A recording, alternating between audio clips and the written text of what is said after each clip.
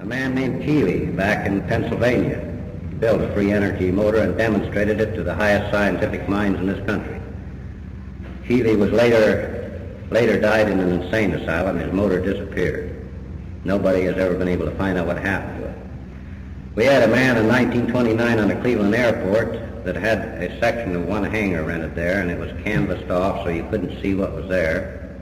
For over a year, that man worked behind the canvas, and as far as anybody on the airport went, we all figured he was a little off the beam because he never did anything only say good morning or good night or how are you. The man's name was Henderson.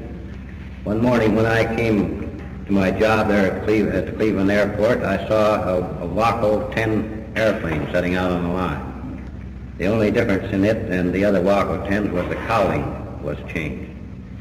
This man Henderson came out and got in this airplane and flew it around the field. We didn't hear a sound from an engine. Everybody on the field rushed up to the ship after it landed. And he climbed out and permitted us to open the cowling and look into the cockpit, into any part of the airplane. There were no batteries in the airplane. There were no gas tanks in the airplane. There were two devices under the cowling that looked like our electric motors, one of them end to end and connected by a shaft. I saw that myself. I saw it fly. The next day when I came to work, Henderson, the canvas, the airplane, and the whole works was gone. We never saw him again. We don't know where it went. Another man named Hendershot developed a motor. There have been a half a dozen of these free energy devices developed to produce power.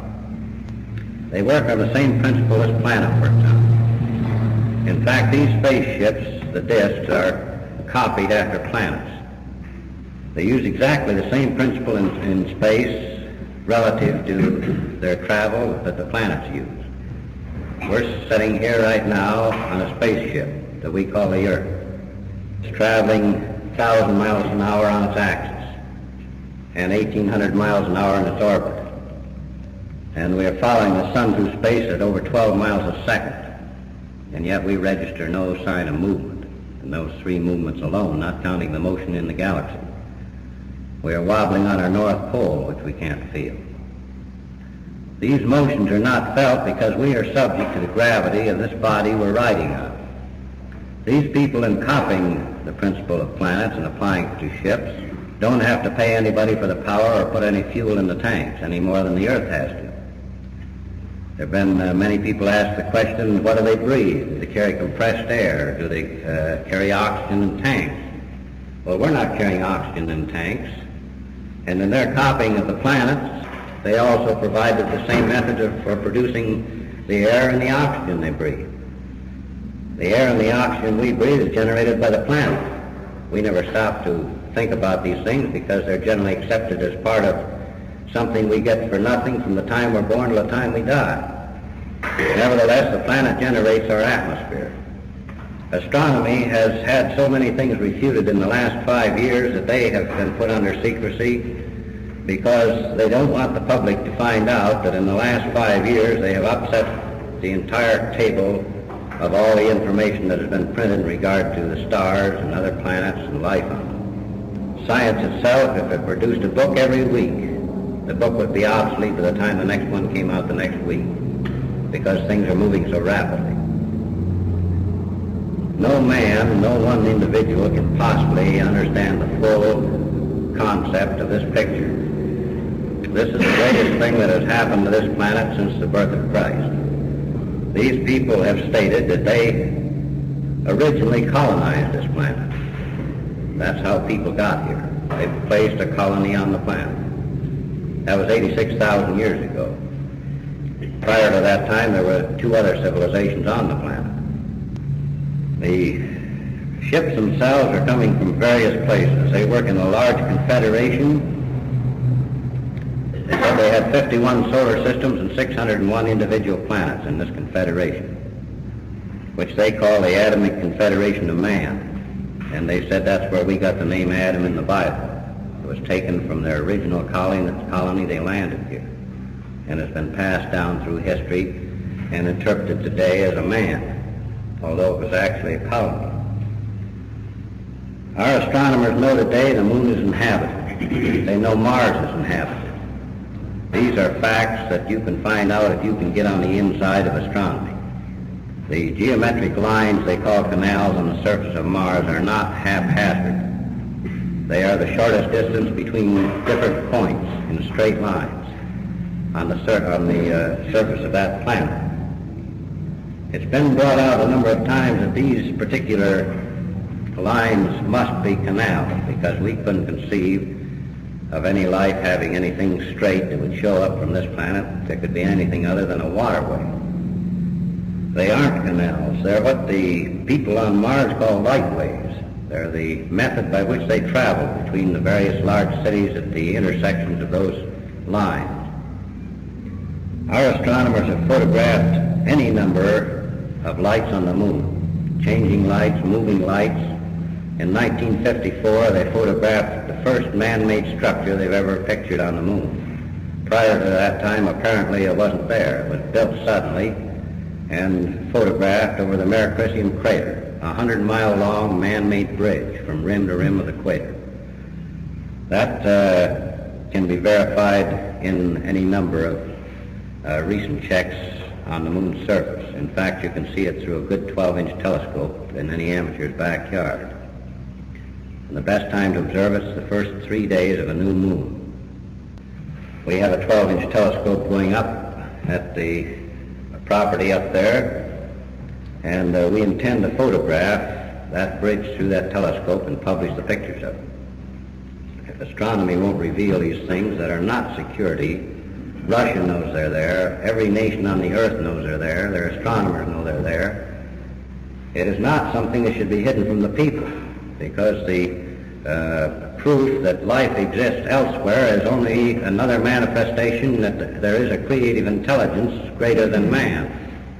It is the very verification that the Bible tries to teach us. These things being withheld are only evidence of a destructive element and a force trying to keep the people in ignorance.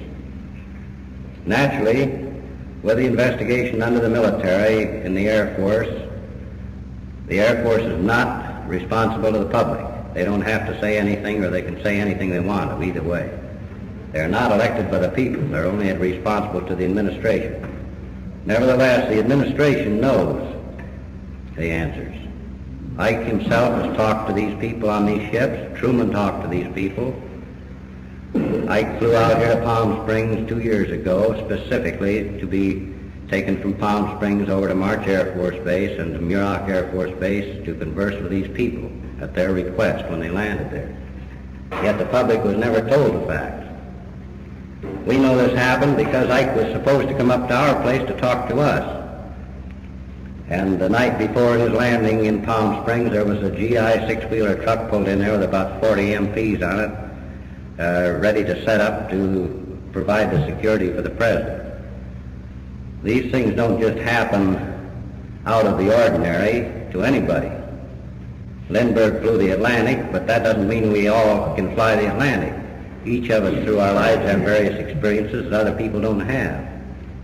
The fact that this has occurred to us has come about because we had been in the process in our organization of working and researching into thought communication.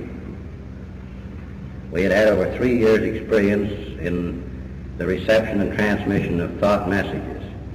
Our science today can photograph the thoughts of any individual they want to put before a machine. They don't look like thoughts, they look like flames. And they are the basic reason for the four-element principle that's brought out in many sciences, the fire, earth, air, and water principle.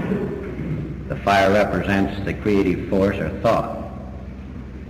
And every thought, regardless of what it is, will register as a flame in this device.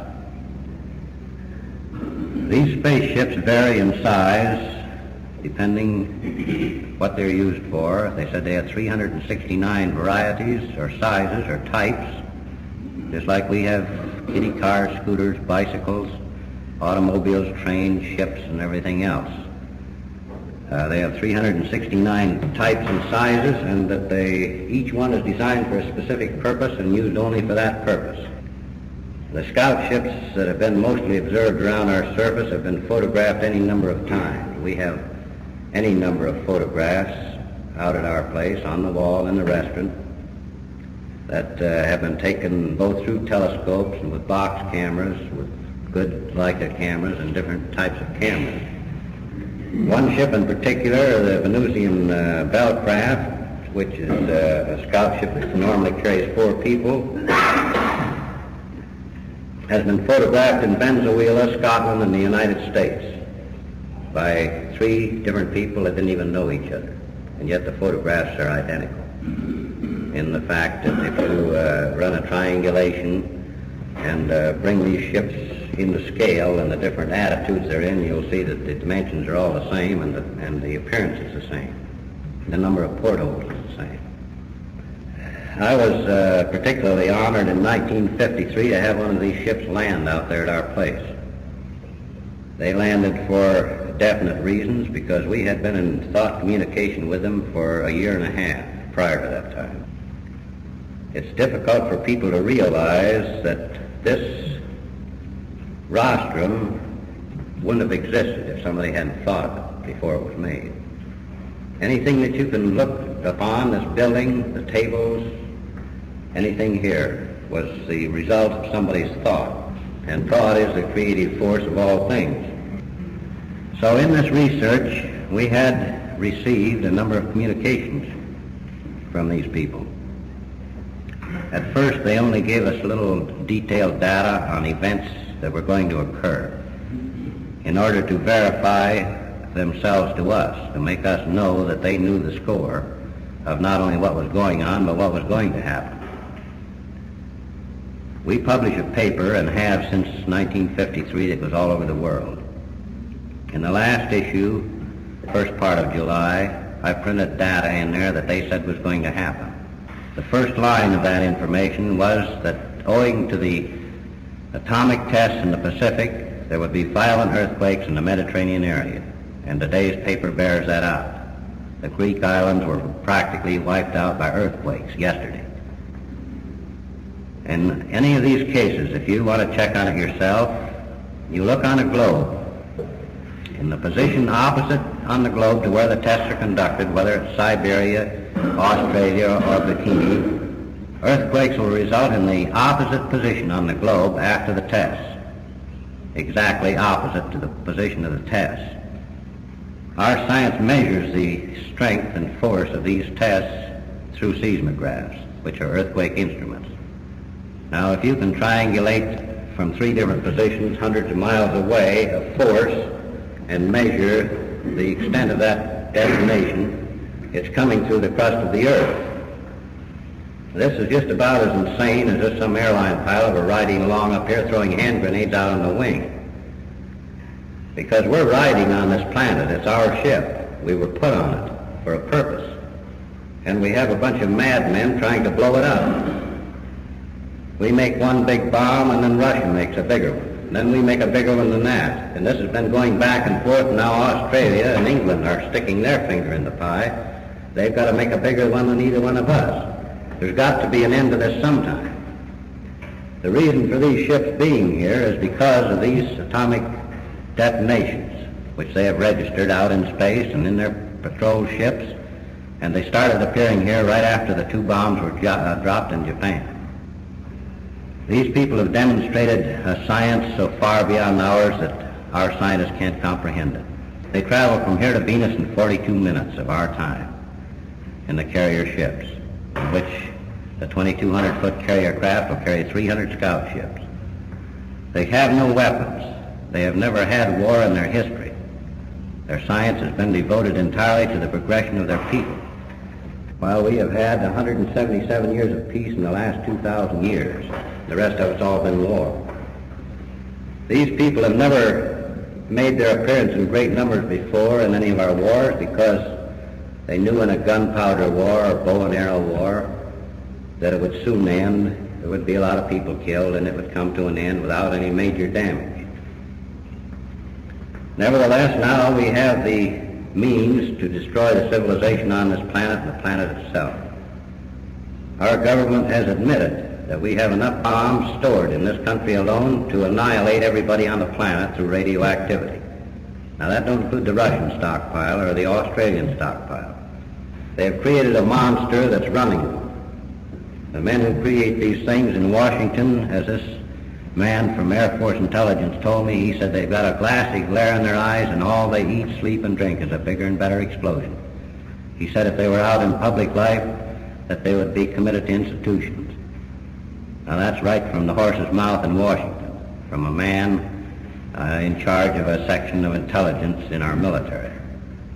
We know ourselves, I know the Yucaipa growers here protested after a number of these atom tests to Washington that they felt that these tests were causing crop losses owing to temperature drops. And I published an article on that in our paper. There's no question about it. These men, not only the people of Yucaipa, suffered crop losses, but Florida and other states all over the country suffered crop losses. The reason we see in the papers now that we have exploded another bomb, we get the information through Tokyo. Washington hasn't got the guts to announce their own explosions because they're scared to death the public will tie all these destructive storms, hurricanes, tornadoes, tidal waves, floods, and earthquakes, and crop losses in with their blasts out there in the Pacific. And we have run a constant check on this thing, and it definitely is the reaction of those bomb tests. The bombs, in the first place, the hydrogen devices charge our atmosphere with positive particles of radioactive material that they call fallout. You can check this information. Every major government in the world today has expeditions to both poles on our planets because they're concerned with the stability of the planet.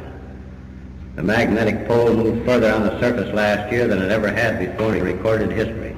And it's moving so fast now that they can't even conduct a survey this year and have it accurate next year because the declination lines are moving. We used to go out here and get a navigation chart to cross the ocean with a boat, and it was good for 10 years. They would have the declination changes figured 10 years in advance on that chart. Now you have to get one every 6 months, and then it isn't accurate. These people are here for our protection. They have stated flatly that they will not permit any device to be exploded that will destroy this planet or the inhabitants on it. The ring of asteroids between Mars and Jupiter that we see through our telescopes are pieces of a planet going around in the orbit that the planet originally traveled. These people have records of the time that planet was there. It was destroyed in nuclear tests just the same as we're conducting today. And the resultant force of that and the cataclysmic eruption throughout the solar system, which they say runs just like a watch, if you gum up one gear, the whole works is affected. A piece of that planet hit in Arizona, the big crater over in Arizona that they've never found many pieces in, was a piece of that planet of a different density and in a condition where it vaporized when it hit, but nevertheless the resultant force left the crater. The civilization on Mars, 3/4 of the population of Mars was killed in the concussion, the upheaval, and everything that followed that destruction of that planet. Mars never stabilized on its orbit again, nor on its axis. And they had to go out there and build a man-made satellite, which is our astronomers call the inner moon of Phobos. It's 1,500 miles off their surface, and it's nearly 10 miles in diameter. And our astronomy today will admit to anyone that they don't know why that moon travels opposite the rotation of the planets while all the other moons travel with the rotation of the planets. It's for the same reason a kid runs into the wind to fly a kite, because he gets more wind. And they rotate it the opposite direction, and so they can move it at half the speed and get twice as much energy. And it also reflects more light than any other moon they've ever photographed. That's because it's of its metallic surface. Our astronomers have made these commitments in the past, that there is no life on other planets. This is the beginning of everything. I wonder how these little minds can conceive of God when they confine him to one speck of dust in the universe. This thing has reached a state now where we have a few motion pictures coming out. I don't know how many of you have seen this picture, UFO. Actual color motion pictures of 14 ships in formation, taken by a Navy man The film has been analyzed by every technical laboratory in the military and stated flatly that it's not been tampered with or faked. There are two actual shots of flying saucers in that picture, plus data pertaining to the saucer buzz over Washington in '52, which we notified Washington was going to happen 5 days before it occurred. By registered letter, we told them this was going to happen because these people told us they were going to do it and told us to send the information to Washington. It takes a lot of nerve to stick your neck out far enough to tell Washington that spaceships are going to buzz the Capitol. Nevertheless, the information they had given us for 3 years had proved accurate in every case, and we stuck our neck out far enough to tell Washington spaceships were going to buzz Washington. And they did buzz Washington. We also advanced to the government 2 other messages that they asked us to send to Washington. Other than that, we record our information and keep it to ourselves or publish it in our paper. It's hard for the average person today who is wrapped up in the mundane things of making a living and making ends meet, paying his taxes and keeping his business going, to realize that these things are taking place. And yet on every hand you can see the evidence of a decadent civilization. The money system going out and appropriate billions where we used to appropriate a few millions. Foreign aid that isn't accounted for. The expenditure of billions of dollars for things that you never know where it goes for. And there isn't that much money in existence, while the nation is $276 billion in the hole and going in deeper all the time. Any place in business you can see the prices are rising. Labor has to have more money to meet the cost of living. This cycle of change has to end sometime, someplace. It's going to end because these people are going to bring it to an end. But they're not going to do it by themselves. They are only going to observe the conditions and record them and prevent any bomb being exploded that would destroy this planet or its civilization. They said that in the event an atomic war starts, they will not interfere until the people start crying to God for help, and then they'll put a stop to it. But they're going to let them get plenty well fed up with radiation disease and everything else before they make a move. The reason for that is in their laws and in the laws of the universe, they state man was given the right of free choice, every individual to make his own decision, every civilization to decide their own course. And they are not going to violate that right of ours. They learned a long time ago to keep their nose in their own business. Unless conditions arrive at a point where their civilizations are affected or destroyed, they will interfere. They stated that they have 3.5 million ships around our planet. They said they can take over this planet in any 15 minutes they want to take it over. And our government knows they can do that, as well as the rest of them. The people that came in the ship out to our place on August the 24th, 1953, the man that woke me up, we were sleeping outside. It's pretty hot in the desert in August, and we like to sleep outside anyway. The man that woke me up introduced himself, said his name was Soganda. He would like to show me a ship. I spent 20 years climbing in and out of airplanes, every kind of an airplane that was ever built. The last 4.5 on flight test of Constellations at Burbank. And they don't turn $1.5 million airplanes over to screwballs. The man took me in and explained the various things on the ship. I saw the method of power below the deck, the free energy motor running, the ship hovering there as stationary as if it was on a concrete foundation, despite the fact that a gusty wind was blowing.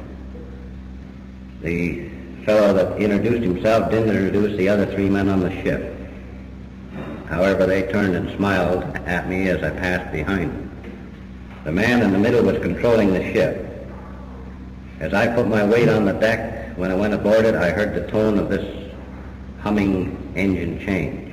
And as Soganda followed me onto the deck, it also changed again, indicating that they had to account for our different weights in order to maintain that hovering condition. As I said before, these ships have been patterned after planets. You can look at Venus in the sky and all you see is a brilliant light. This brilliant light is a result of the force field generated by the planet. Just as we know there are fields exist around any coil we wind or any armature we turn, they generate fields. We are actually seeing the field generated by the planets. If you were on Venus and looked at the Earth, you would see the same thing, just a bright light in the sky. Now these ships, as they travel overhead, don't make a sound, because these fields generated around the ships won't permit sound to come out, and their engines aren't very noisy to begin with. They are not subject to any gravity outside of that they generate themselves, any more than this planet is. Everything inside of that force field is subject to its own gravity on its own deck. They can make right-angle turns of 2,000 or 5,000 miles an hour, and you don't even have to strap yourself in the seat to make the turn. These have been photographed. The Air Force for a while was confused by this condition because the ship doesn't turn the people as our automobiles and airplanes do. The ship, the force that turns the ship turns every atom of the structure of the ship and the people in it at the same time. Relatively, there is no effect of centrifugal force manifest by the people in the ship relative to the ship. They're not smashed up against the wall or anything else. Now that science has found out that these things are, they are more reluctant than ever to reveal these things to the public, because practically every scientific book today in the earth is obsolete. It would mean printing an entire new scientific concept of things. These things have not only entered the scientific field and the military field and the government field, but they've entered the religious field. Religion, as administered by the church, has maintained that Adam and Eve were the first creations. That's true enough in the Bible, but it's misinterpreted by the people who read it, because Adam wasn't a man and Eve wasn't a woman. Adam was a colony of men, and Eve were the women, the race of females that were on this earth, that were here from the last civilization. And the first sin, or the original sin, as eating the apple that is quoted, is not the act of mating with a woman. It was the act of mating with the wrong woman, or the crossing of the blood of two species. That's the original sin. These people landed here, all men, as we would land on Mars if we went up there. Take a colony of men along and set up a base before we ever took our women.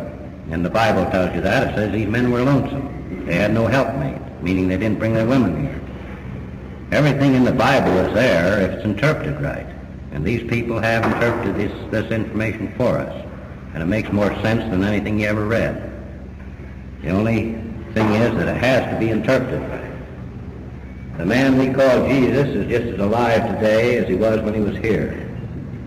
These people have demonstrated beyond any possibility of a doubt that life is everlasting, from one lifespan to another under different conditions. Sometimes you have to take this grade over again because you didn't pass it. I asked them in particular that question, what do you have to do to pass this particular grade in life? And they said, all you have to do is conform to the golden rule and do all things in moderation, and you've made the grade. And if you don't make it, that's the only time what we call reincarnation enters in. That's when you have to be born here again to take it over because you flunked it. Because they said you can't polish God's apple, you're going to have to pass it if it takes you 10,000 times. And they said he don't care because he's got forever. So their concept of these things, of a single one, or the creative spirit as they call God, they stated that the only difference between their religion and ours was that we talked about it and they lived it. And they've brought many things to the surface that if we just stop and reason a little bit and think, and take the time to think, they make good old plain horse sense. Their technologies and science are so far ahead of our scientific concepts that we don't even know what they're doing. And they further said that we didn't have to feel so bad about that because they know of people in space where they've explored there's a far above them that they can't understand it. So eternal life appears to be, as they said, a series of grades, just like going to school. You go through these grades to experience things and then go on to other grades to experience greater things. So they've also brought to us a realization that death is not a termination of anything. It's only a change to a new condition. This in itself, the church should be anxious to bring to the people. Nevertheless, the church is under the same power of control in many cases, although there are true reverent people in the church and in the teachings in the church. Nevertheless, the hierarchy of various branches of religion in the church have to conform to the principles that have been established through the years, and they refuse to change those principles. Nevertheless, in the next few years, they're going to have to change. They're going to have to reveal these things. These things are going to come out in spite of authority, military, or of the church. These people are here to stay. They're going to make more landings. They're going to be seen by whole cities, whole populations. They have carrier craft here from other solar systems that would stagger the imagination of our people. The one here outside our solar system from Arcturus, they said the ship is 120 miles long and 36 miles in diameter, and is one of several hundred of ships they use primarily for exploration. But in this case, it's been brought here to bring a large number of other ships here. These sound like tales of fantasy, but back when we were kids, somebody told you if you fell out of a high building, you was dead before you hit the street. Now we dropped 20,000 feet in a parachute and are conscious enough to pull the ripcord. They said a few years ago in the aviation game, which I know better than any other business, that if you went to the speed of sound and broke the sound barrier, it'd tear the airplane to pieces. We have ships at Muroc Air Force right now that have flown better than twice the speed of sound and been landed by the pilots without any ill effects. I know a number of the boys out there. One condition out there that occurred at Muroc I published in the paper. The government never disputed this thing. One of these large carriers came over Muroc Air Base one day, or hovered there for days. I don't know how long it was there. One of our rocket test airplanes that can't take off the ground, has to be dropped from a bomber, was taken up, and then this particular day their project was to see how high they could go with it. At 89,000 feet, the pilot's instruments all went dead. And he was gone for 3 hours, yet he only had 10 minutes fuel, rocket fuel. He couldn't possibly stay in the air over 10 minutes with the fuel he had. You couldn't buy the fuel in a gas station. The airplane won't take off the ground itself, and yet he was gone for 3 hours and landed back on Muroc Air Force Base and told his story of being picked up by some kind of a force which he couldn't describe, the airplane and the pilot taken inside of one of these big craft, in which he talked to the people for 3 hours, landed back on Muroc and told his story. As he left to go home after being examined by the military psychiatrist for hours, they phoned his wife and told her that he had been on a high-altitude flight and he probably would be irrational not paying attention to what he said. I know her, too.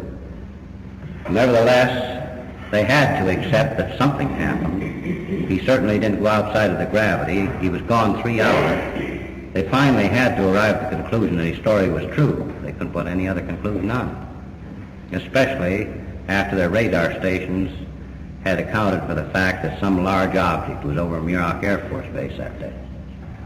These things are going on right in our midst, and the citizens who are supposed to be the government of this nation are being kept in ignorance of it.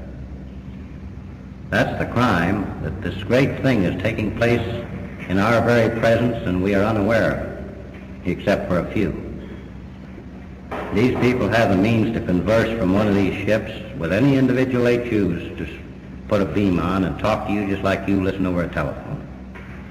It's the same thing that occurred in the time of Jesus when Isaiah and Moses and all of these different people in the Bible heard the voice of angels, they heard the voice from heaven, they heard the voice of the Lord, and different things like that. The book that we say we accept as the Holy Book has got all of these things in it. I've recently written a book using the Bible as verification of these things that are occurring.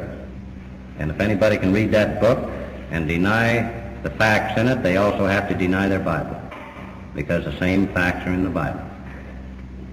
Isaiah tells you in Ezekiel of wheels within wheels. What does that indicate? It indicates a mechanism of some sort. Voices from the sky, Moses running up into a cloud talking to the Lord. Those were real people. The only difference between our method of organization and theirs is that they classify their people by those names. Where we have general managers, superintendents, and presidents, they have God, gods, lords, and titles like that. That's the thing the Bible tells you about. It's the story of these people in the skies. Of course, in those days, very few people could write. Very few of them even owned a donkey. They didn't know what a jet airplane or a balloon was. And when man came out of the sky, they had to picture him as something because they didn't know of anything that could fly in the sky but birds. So they drew pictures of man with wings on and called them angels because of the magnificent feats they performed in the presence of these multitudes. These people coming here today in these ships are the angels of the Bible. They're just as reverent, they understand life, and they live the laws. They don't talk about them. They haven't a church or a money system in their whole organization. But you never want to walk in the presence of finer people. You feel like a grandchild in the presence of his grandfather when you're around them. Because the very fact that they live these laws, they radiate the compassion and love that we like to know. Now, I've tried to cover this very roughly. I can't put 8 years of research into a few minutes. But I'd be glad to answer any questions that you may want to ask. I think that way I can explain something possibly that you might want to know rather than go on with a subject which I could talk here until next week at this time and I still couldn't cover all of it. So if any of you want to ask questions, why, now's the time. Over here. Well, I can't say what the appearance of all of them are. The four on this ship came to my eyebrows in height. I'm 6 foot tall, and I would judge them to be about 5'7". Any one of them could have put on our clothes and walked down the street, and you wouldn't have known them from any of our people. Except they had a better physique. Their muscles were outstanding. Their physique was outstanding. They said they have no disease on any of their planets. They have whipped disease a long time ago.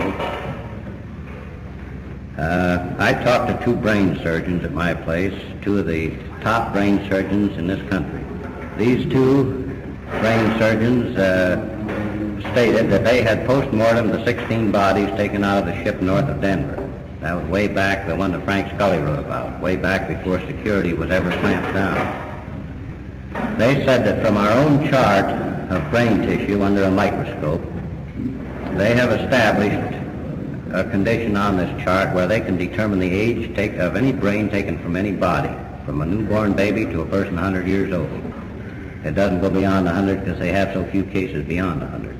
But they said the brain tissue changes with the years. It gets more nerves or fibers or whatever it may be, as they explained it.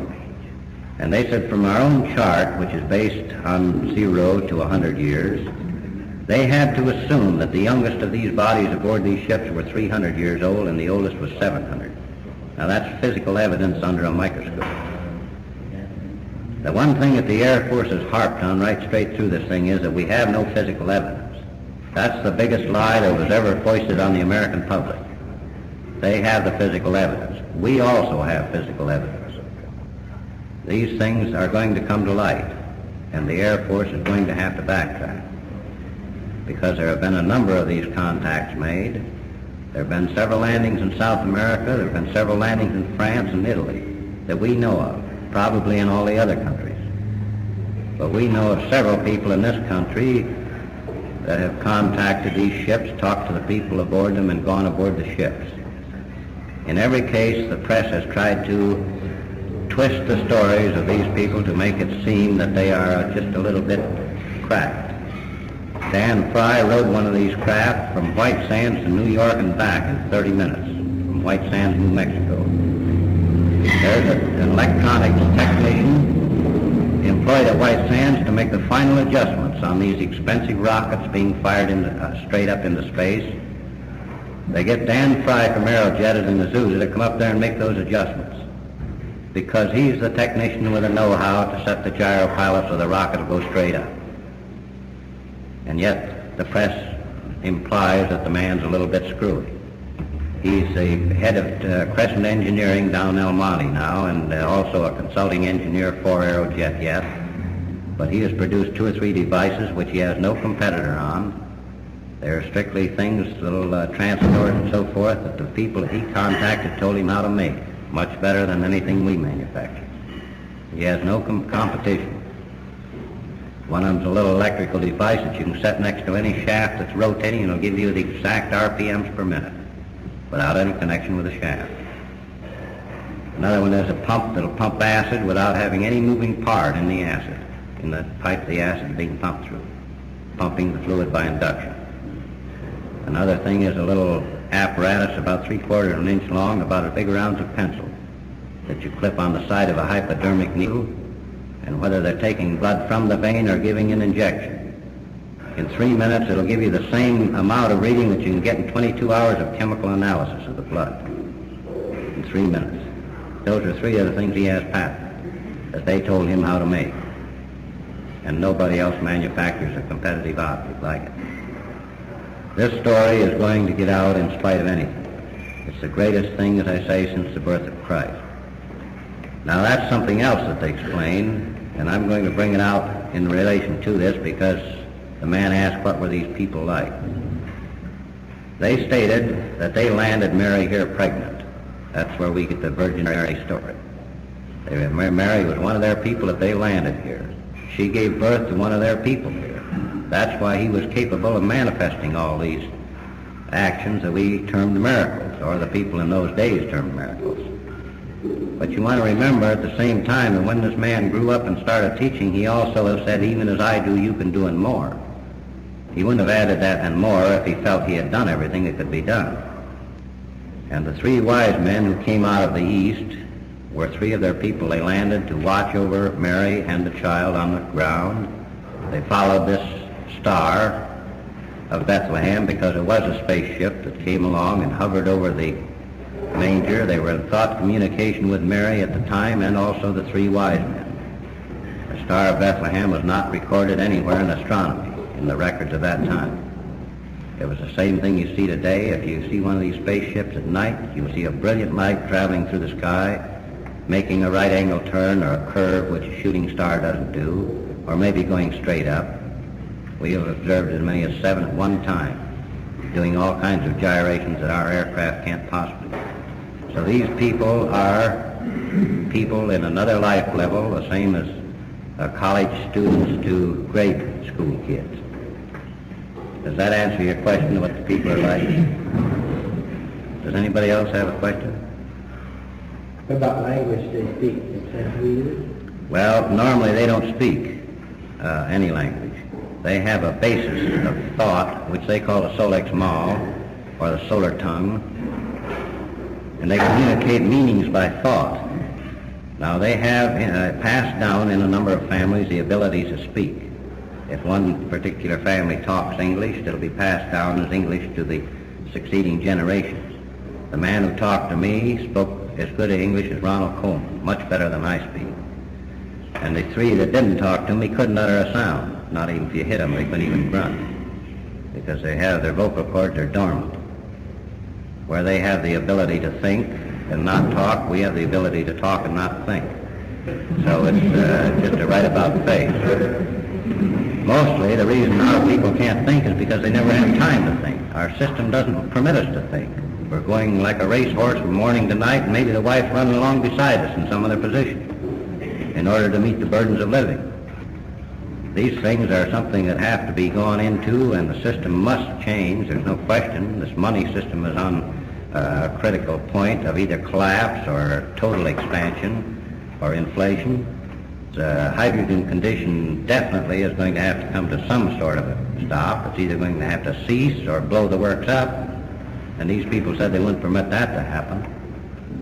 So we're living in a critical time in more ways than one. And you people as business people know it, especially if you're in the automobile field. One other question. We in the religious field speak quite a bit in the spiritual. What do they term of as a spiritual realm? Is that thought communication? Well, no. Their interpretation, reference is made to that, I think, mostly in the church as heaven or some state of hereafter. Like in our teachings of the Trinity, God the Father, Son, and Holy Spirit. Yeah. We teach God as Spirit, and they that worship Him must worship Him in spirit and in truth. They express that as the infinite light and the two opposite polarities of primary energy, the positive and negative force of primary energy. They express that as the infinite light which is still and the two lines of force which cause all motion in the universe, the positive and negative lines of force. They refer to what we call God as the creative spirit or the single one. And their interpretation of people like themselves and like us they say we are instruments of this Creator's doings. In other words, you can't manifest anything except through man who He gave dominion over all things, and then rested and left the works up to us. So their basic explanation of these things has brought an understanding that we are in this life grade and they are in another one higher above us. When we die, rather than mourning the death, we should be tickled to death somebody died, because it's evidence of termination of this grade. They said that death among their people is celebrated like we celebrate if one of our kids graduates from grade school to high school. They said we celebrate a graduation down here from one grade to another in school, but we don't celebrate it in life. And they have no mourning. Actually, if we believe in an infinite Father, an infinite force, and a deity greater than ourselves, it looks kind of stupid to go out here and bawl because God took somebody from us. It's the same as, to me, it's a sacrilege to cry over it. I mean, after all, that's business above and beyond us. We didn't have anything to say about getting here, so why should we have anything to say about leaving? And they explain that as you leave this level, if you drop dead here now, you just get up and you'd see yourself laying there. The positive body, as they call it, or as we call it, the spirit body, would observe our physical body laying there. But we would get up and look around just like you always do when you fall down, and be conscious of standing on the floor and wondering what in the heck you're doing down there too, because you're fully aware of everything where you're standing.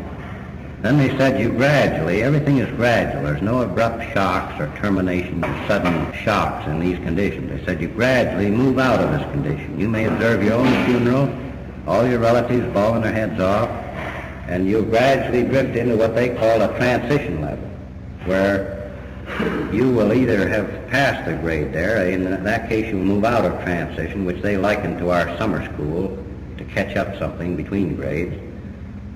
You will move out of that transition level in the next grade of life, or you'll return here in whichever case. It doesn't make any difference. You're going to live anyway. In fact, they said you can't kill yourself. You're going to live in spite of yourself. So these various things have been brought out through the thought communication and verified in a number of instances by this ship landing. Now we're in the process right now of putting up about $55,000 worth of buildings for research to install the same apparatus they use for extension of the lifespan, rejuvenation. Because they said the only way that we can get out of this mess by ourselves is to take the people in the older years of life that have found out what is wrong with the situation through experience and give them enough more years to straighten the mess out. Because they said in this short lifespan we live, by the time we get old enough to know anything, we kick the bucket. And it's of no value to anybody. So this rejuvenation equipment has been explained to us in every phase except the last, the number of degrees that it has to be phased into the lines of force in order to function. Outside of the Marine Corps buildings. That has all been approved by San Bernardino County. And they're ready to issue the experimental permit on this building whenever we are ready to start the building. I'm sorry, we're going to have to cut off time. That's a good deal. I'm just beginning to get more. Well, I want to thank all you fellows for being here. And one time I had the wife and the daughter and some of our local group with us. Usually I go out on these things. I talk to the Masons, I talk to North American Aviation Management and the San Bernardino County Chamber of Commerce, and I've been kind of all alone in the business. So thanks a lot, boys.